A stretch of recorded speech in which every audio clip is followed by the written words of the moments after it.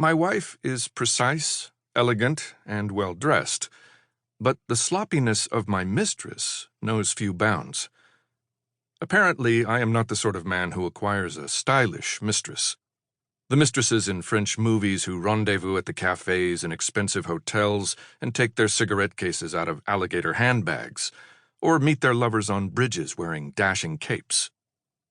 My mistress greets me in a pair of worn corduroy trousers, once green and now no color at all, a gray sweater, an old shirt of her younger brother's which has a frayed collar, and a pair of very old, broken shoes with tassels, the backs of which are held together with electrical tape.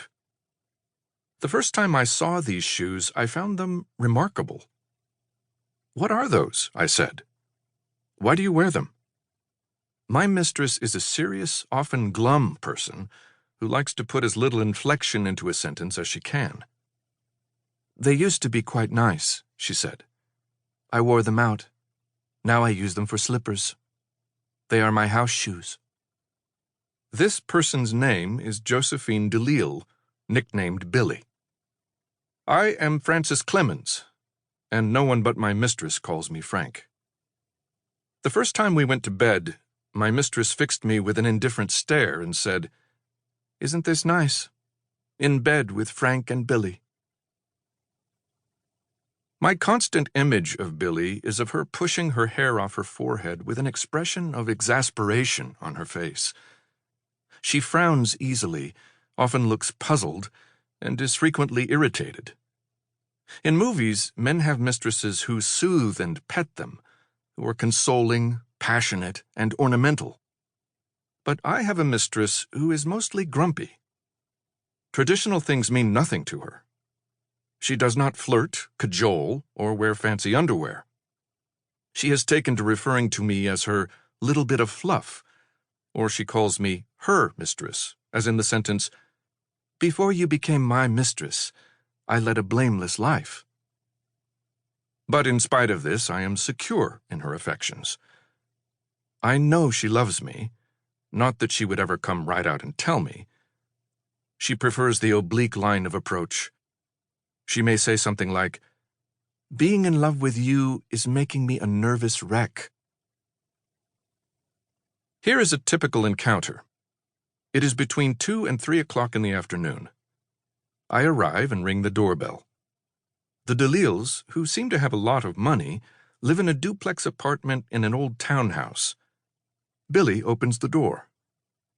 There I am, an older man in my tweed coat. My hands are cold. I'd like to get them underneath her ratty sweater. She looks me up and down. She gives me her edition of a smile, a repressed smile that is half smirk, half grin. Sometimes she gets her coat and we go for a bracing walk. Sometimes we go upstairs to her study. Billy is an economic historian who teaches 2 classes at the business school. She writes for a couple of highbrow journals. Her husband, Gray, is the resident economics genius at a think tank. They are one of those dashing couples, or at least they sound like one. I am no slouch either. For years I was an investment banker, and now I consult from my own home. I too write for a couple of highbrow journals. We have much in common, my mistress and I, or so it looks. Billy's study is untidy. She likes to spread her papers out. Since her surroundings mean nothing to her, her workplace is bare of ornament, a cheerless, dreary little space. "What have you been doing all day?" she says. I tell her. Breakfast with my wife, Vera. Newspaper reading after Vera has gone to work. An hour or so on the telephone with clients. A walk to my local bookstore. More telephoning. A quick sandwich. Her. "You and I ought to go out to lunch someday," she says. "One should always take one's mistress out for lunch.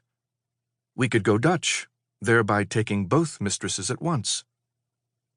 "I try to take you for lunch," I say. "But you don't like to be taken out for lunch."